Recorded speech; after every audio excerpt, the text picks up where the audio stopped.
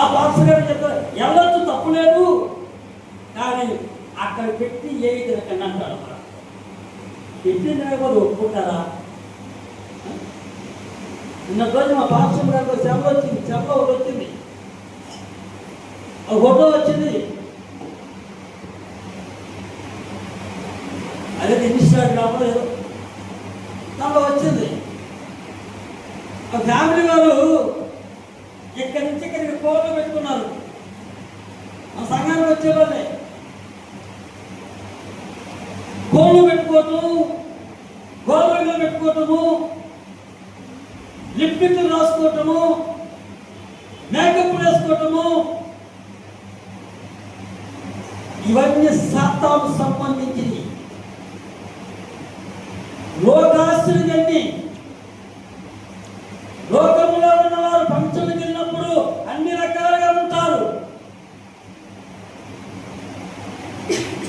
కనుక మనం కూడా వాళ్ళకిలాగే ఉండాలని ఏం చేస్తారు, పులికిలాగా ఉండాలని చెప్పి నక్కేం చేసింది, వార్తలు పెట్టుకుంది.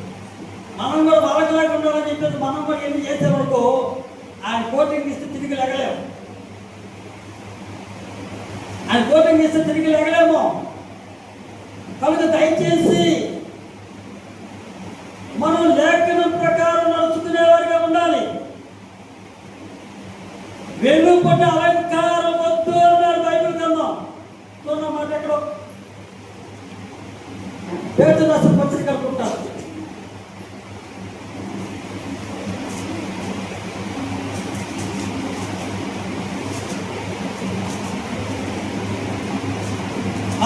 మూడాధ్యాయం కూడా అవుతుంది.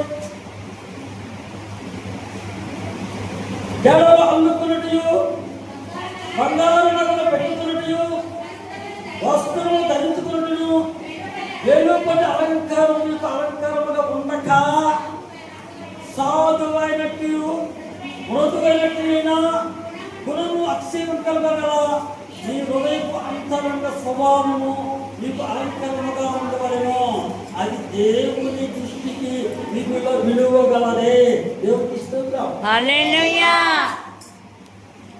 వాక్యానుసారంగా మనం జీవించాలి, కానీ వ్యతిరేకంగా జీవిస్తే పరలోకానికి వెళ్ళాం. వాక్యానుసారంగా జీవించిన వారే పరలోకానికి వెళ్తారు. ఏది పాస్టర్ గారు పరలోకం అక్కర్లేదు, పరలోకం నాకు అక్కర్లేదు, ఈ లోకంలో సుఖ భోగాలను అనుభవించాలి అనుకున్న మందిరానికి రావాల్సిన పని లేదు, ప్రార్థించుకోవాల్సిన పని లేదు, పాస్టర్ గారిని ప్రార్థన చేయించుకోవాల్సిన పని లేదు. 2 పడవల మీద అడుగు పెడితే సముద్రంలో పడతాం, 2 పడవల మీద ప్రయాణాలు చేస్తే అక్కడే ఉంటాం. కనుక అటు ఇటు ఉండకూడదు. మనం ఉండాలనుకుంటే ప్రభు వైపు చూడాలా లేదా లోకం వైపు చూడాలి. కానీ లోకం కావాలా దేవుడు కావాలా, లోకం కావాలా దేవుడు కావాలంటే ఇందా చెప్పానుగా ఫ్యామిలీ 4 మంది వాళ్ళకి వెళ్తూ ఉన్నారు. ఆ చివరికి 4 భాషలో పట్టించుకోవాలి, 4 పట్టించుకోవాలి. ఆ విధంగా ఉంటుంది. కనుక దయచేసి ఆత్మీయంగా మనం బలపడాలి,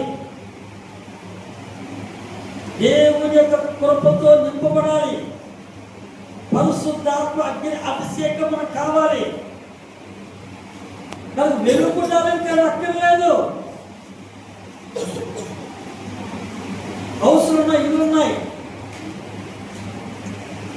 ఆ ఇల్లు 10 మంది చూడాలని, 10 మంది కల్పనబడాలని వెలుగుట రకరకాలుగా మోడల్స్ ఎలివేషన్ డిజైన్లు ఉన్నాయి. ఎలివేషన్లో ఒక ఇంటిని మించి ఒక డిజైన్లు. అలాగే మనం కూడా ఆ ఎక్కడి మించినట్టు మనం ఉండాలా, ఆ ఎన్నని మించినట్టు నేను ఉండాలా అని అనుకోవటం అది చాలా తప్పు. కనుక మనము ఆత్మీయంగా చూసుకునే వారిగా ఉండాలి, దేవుడికి ఇష్టలుగా ఉండాలి, దేవుని ఇష్టానుసారంగా నడుచుకునే వారిగా మనం ఉండాలి. దేవుడికి ఇష్టంగా చదవడం లేఖన బలం చూడడం ఉందో, చదవడం లేఖన భాగంలో 139వ అధ్యాయం ఏముంటుందో చూడండి. నేను కూర్చుండుట, నేను తెలియను. నేను కూర్చునేది నీకు తెలుసు ప్రభువా, నేను లేచేది నీకు తెలుసు ప్రభువా, నేను తిరిగేది నీకు తెలుసు ప్రభువా. కూర్చునేది తెలుసానికి, లేచేది తెలుసానికి, ఆయన తెలియదంటూ ఏది లేదు. నువ్వు ఎవరితో ఏం మాట్లాడుతున్నావో తెలుసు ఆయనకి, నువ్వు ఎక్కడ తిరుగుతున్నావో తెలుసు ఆయనకి, నువ్వు ఏ ప్రాంతానికి వెళ్తున్నావో తెలుసు ఆయనకి. ఆయన మరుగులేదండి. నాకు తలంపు పుట్టక మునిపే నీవు నా మనసు గ్రహించుచున్నావు. తలంపు పుట్టక మునిపేరంట మన మనస్సులో ఉన్నదని తెలుసు. నోట మాట రాక మునిపే ఆయన తెలుసు. ఆయన మరుగులేదు, చూస్తా ఉంటాడు. ఆకాల దొంగతనం చేసిన సంగతిని చూస్తానే ఉన్నాడు. సేనా వస్త్రం తీసుకున్న చూస్తానే ఉన్నాడు.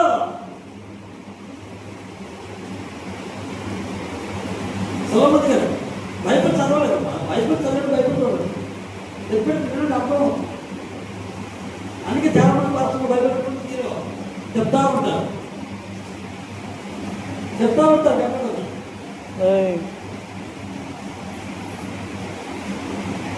ఆకాను ఎవరికి తెలియదులా ఆడుతున్నాడు, కానీ ఆకాను గురించి దేవుడికి తెలుసు.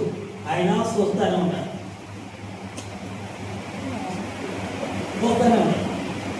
గెహాజీ అబద్ధమాడి వెళ్ళాడు. ఐశ్వర్యం చూస్తూనే ఉన్నాడు. అననీయ సఫీరా గురించి దేవుడు చూస్తూనే ఉన్నాడు. అననీయ సఫీరా గురించి దేవుడు వింటానే ఉన్నాడు. ఏమయ్యారు? చనిపోయారు. తెలుసానికి ఈరోజు మన గురించి కూడా ఆయనకి తెలుసు. ఒక దినాన ఆయన కోటింగ్ ఇస్తాడు. ఒక దినాన ఆకాన్ని కోటింగ్ ఇచ్చాడు. ఒక దినాన యెహోవా కోటింగ్ వచ్చింది. ఒక దినాన అననీయ సఫీరా కోటింగ్ ఇచ్చింది. మనం అనుకుంటాము ఆయన చూస్తుంటే చూడలేదులే, తెలియదులే, అందుకే మౌనంగా ఉండాలి అనుకుంటాం. కానీ ప్రతిదానికి కూడా సమయం ఉంది. తినడానికి సమయం ఎలా ఉందో, పడుకోవడానికి సమయం ఎలా ఉందో, కోటింగ్ చూడడానికి కూడా సమయం ఉంది. కనుక నాకు తలంపు పుట్టుక మునిపే నా మనసు గ్రహించుతున్నావు. నా నడకలు, నా పడకలు నువ్వు పరిశీలన చేసి ఉన్నావు. నా చర్యలన్నిటిని నువ్వు బాగుగా తెలుసుకుని ఉన్నావు. యెహోవా మాట నా నాలుకకు రాక మునిపేది నీకు పూర్తిగా తెలిసి ఉన్నదే. దేవునికి స్తోత్రం. హల్లెలూయా. మాట నోటి బయట రాకుండా అది ఏం మాట్లాడుతున్నా? అననీయ సఫీరా అబద్ధమాడని తెలుసాకే ఆయన వరగలేదు. మనం మాట్లాడే మాట తెలుసు, మనం చేసే శాస్త్రాలు తెలుసు. అలా వ్యక్తి ఎలాంటి వాడని తెలుసుకోవాలంటే ఎవరు చెప్పాల్సిన పని లేదు. వాక్యం ఉంది చూడండి. సామెతల గ్రంథం 20వ అధ్యాయము. చాలా మంది అనుకుంటారు ఎవరో చెప్పారు అనుకో. ఎవరు చెప్పరు, ఎవరికి చెప్పరు. ఒకటి దేవుడు మాట్లాడతాడు, రెండోది ఎలా తెలుస్తుందంట చూడండి. సామెతల గ్రంథం 20వ అధ్యాయము 11వ వచనం చూడండి. బాలుడు సహితము తన నడువడి శుద్ధమైనదో కాదో, యథార్థమైనదో కాదో తన శ్రేష్టాల వల్ల తెలియజేయను. దేవునికి స్తోత్రం. హల్లెలూయా. చిన్న పిల్లల దగ్గర నుంచి ముసలోళ్ళ దాకా వాళ్ళు ఎలాంటి వారో శాస్త్రాలు తెలిసిపోతారు. వాళ్ళ శాస్త్రాలు బట్టి తెలిసిపోద్దట, వాళ్ళ ప్రవర్తన బట్టి తెలిసిపోద్దట, వాళ్ళు ఎలాంటి వారు అన్నది కూడా తెలిసిపోద్దట. వాళ్ళు భక్తి కలిగిన వారా, భక్తిహీనులా, వాళ్ళు ఎవరు, వాళ్ళు ఎలాంటి వారు, ఏ విధంగా ఉన్నారు, ఏ విధంగా జీవిస్తున్నారు అనేది ఎలా తెలుస్తుంట. తన నడుబడి శుద్ధమైనదో కాదో యథార్థమైనదో కాదో తన చేష్టాల వలన తెలియచేయను. దేవుడికి స్తోత్రం. హల్లెలూయా. చేష్టాలు ఉంటాయి కనుక దయచేసి మనం చాలా జాగ్రత్తగా ఉండాలి. ఆయన దృష్టి మన మీద ఉంటుంది, మన వైపు చూస్తున్నాడు. అందుకే అన్నాడు భక్తుడు, నేను కూర్చుంటా, నేను నేర్చుదా, నేను నడుచుదా, నా మాట నాకు నోట్ల రాకమంటే ఏంటి నీకు తెలుసు అంటాడు. చూడండి ఆయన దృష్టి ఎవరు ఉందో. యోగ గ్రంథం 34వ అధ్యాయం ఇప్పుడు బయలుదేరు బైబిల్లో 34వ అధ్యాయం వెంటనే చెప్పిన పేరు కూడా చెప్తున్నాం. 445 34వ అధ్యాయం. ఆయన దృష్టి నరుల మార్గముల మీద ఉంచబడి ఉన్నది, ఆయన వారి నడకలని కనిపెట్టి చూస్తున్నాడు. ఏం చూస్తున్నాడంటే ఆయన కూర్చో చక్కని మాట. ఆయన దృష్టి ఎవరు కదా, మనసే కాదు, మన మార్గాలు కాదు. ఆయన వారి నడకలని కనిపెట్టి చూస్తున్నాడు. ఆయన చూస్తాడు కదా. యశ్వ ప్రభు వచ్చే 2 నెలల సమయాల్లో ఒక చెట్టు మీద చెక్క ఎక్కి కూర్చున్నాడు. ఏం చేశాడు ఆయన? చూశాడు. చెక్క చూశాడు. చెక్క కూడా యేసు వైపు చూశాడు.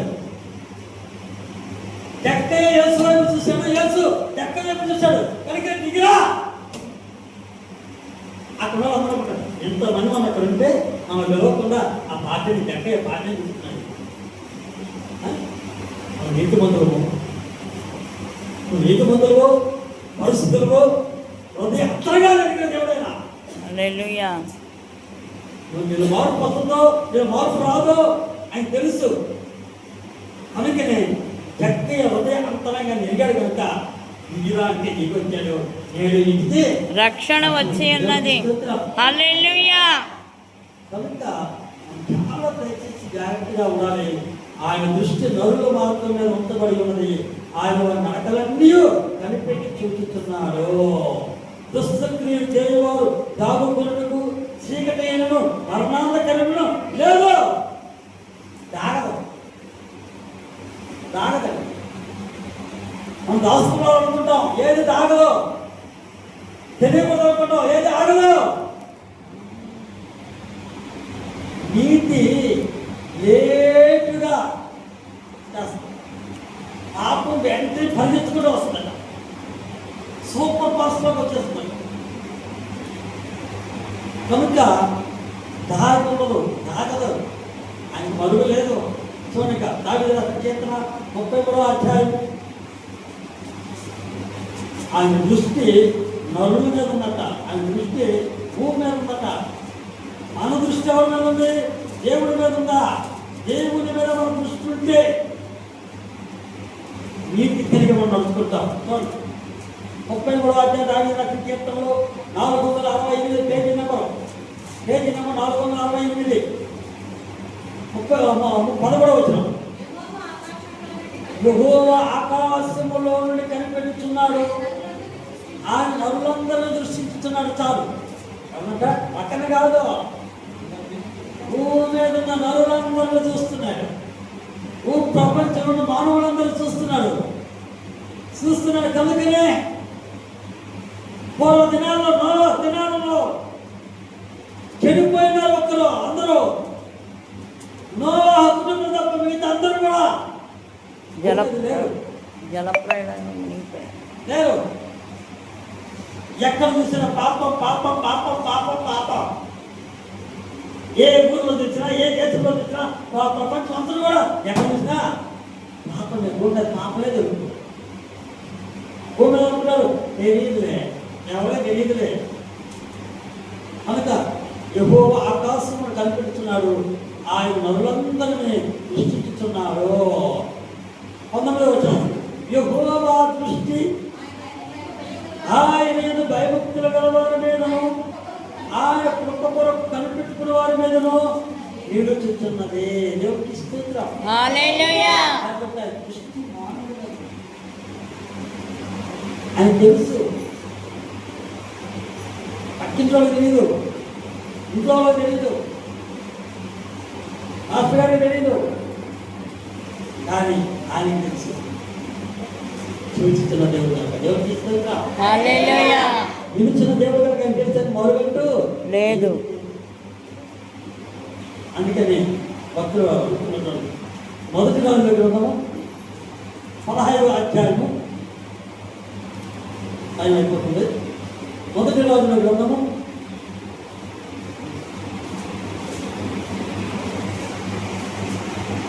15వ అధ్యాయం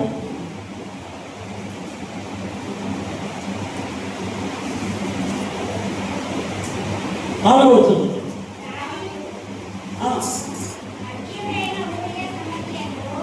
దావీదు హిత్తీయుడైన ఊరియా సంగతి యందు తప్ప తన జీవిత దినములన్నీ యెహోవా దృష్టికి యథార్థముగా నడుచుకోవచ్చు. యెహోవా అతనికి ఇచ్చిన ఆజ్ఞలో దేని విషయమని తప్పిపోకుండా ఉండెను. కనుక దావీదు నిమిత్తం అతని తరువాత కుమారుని నిలుపుడుకును యెరూషలేమును స్థిరపరచుటకును అతని దేవుడైన యెహోవా యెరూషలేమునందు దావీదునకు దీపముగా అతను ఉన్నదెక్కెను. దేవునికి స్తోత్రం. హల్లెలూయా. కనుక యూరియా భార్య తప్ప మిగతా కట్టుకుని ఉన్నాడు. ఆ ఒకటి కూడా ఇంటి మీద రావడానికి కట్టుకున్నా ఉంటే అదేం చూడలేదు కాదు. మనం మంచోళ్ళమేనండి, ఓపెన్లో ప్రతి మారు మంచోళ్ళే. చెడగొట్టుదని కొట్టుకుంటే అది మనం దూరి అక్కడ గొప్పతనం చేస్తే బాగుంటుందిగా, అక్కడ అబద్ధం ఆడితే బాగుంటుందిగా, ఫలాని అబ్బాయి చేరితే బాగుంటుందిగా, ఫలాని అమ్మాయి చేరితే బాగుంటుందిగా, ఫలాని మేకప్ వేసుకుంటే బాగుంటుందిగా, ఫలాని రోడ్డు వస్తువులు వేసుకుంటే బాగుంటుందిగా, ఫలాని డ్రెస్ వేసుకుంటే బాగుంటుందిగా, ఫలాని శారీస్ కొనుక్కుంటే బాగుంటుందిగా. దూరి మనం మంచివాళ్ళండి. కానీ మన దూరం ఏం చేస్తాడు? ప్రేరేపణలు వచ్చారు. ఆకాన్ని ప్రేరేపణ కలిగి చేయాల, యహాన్ని ప్రేరేపణ కలుగు చేయాల, దావీదుని ప్రేరేపణ కలుగు చేయాల, సంస్థను ప్రేరేపణ కలుగు చేయాల, ఆకాన్న అననీయ సఫీరుని ప్రేరేపణ కలుగు చేయాల, యోధాయిస్తున్న ప్రేరేపణ కలుగు చేయాల. యోధాయిస్తున్న మంచోడే, కానీ ఆ మంచోడి కళ్ళు వాడు దూరాడు. దూరి ఆ డబ్బు వాడు చాలా డబ్బు కావాలా, నాణ్యాలు కావాలా, ఎన్ని నాణ్యాలు కావాలా, దూరాడు. ఈరోజు మనలో కూడా దూరుతాడు అప్పవాది. అప్పవాది దూరి మనల్ని చెడగొట్టాలని అప్పవాది ఏం చేస్తాడు? దూరుతాడు, చెడగొట్టాలి. ఒక దూరుతాడు, చెడగొడతాడు. ఎప్పుడెప్పుడు చెడగొట్టాలని చూస్తాడు. మనం ఏం చేస్తాం? ఎప్పుడెప్పుడు మనం దొరుకుతామా? వాడు ఎప్పుడు మనం దూరతాడా? దేవుడు మన దగ్గర ఉండాలనుకో, మనం అప్పవాది మనలో ఉండాలనుకుంటాం. దేవుడికి ఇష్టం. హల్లెలూయా. అందుకని ఇదేంటి ప్రార్థన, అప్పవాది మనలో ఉండాలనుకుంటాం, దేవుడికి తోడుకుంటున్నాను ఏంటి అనుకోవచ్చు. నిద్రపోతున్నారు, అందుకే అన్ని చెప్తారు లేస్తారని. ఆ నిద్రపోయే వాళ్ళకి ఏం చేయాలా? అల్లు చెప్పాలా? అప్పుడు ఉడకబడి లేస్తారు. దేవుడికి ఇష్టం. హల్లెలూయా. కనుక దావీదు ఎలా ఉన్నాడంట? యథార్థత కలిగి నడుచుకున్నాడంట. దేవుడికి స్తోత్రం. హల్లెలూయా. దేవుడికి స్తోత్రం. హల్లెలూయా. యెహోవా దృష్టికి యథార్థముగా నడుచుకున్నాం. కాబట్టి మనం ఎలా ఉన్నాం? దేవుడికి సూచిస్తున్న దేవుడికి మనం ఎలా ఉన్నాం? ఏ రీతిగా ఉంటున్నాం? ఏ రీతిగా ఉంటున్నాం? పరిశోధన తెచ్చుకోవాలి.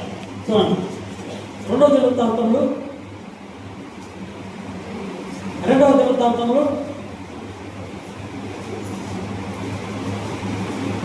6వ అధ్యాయము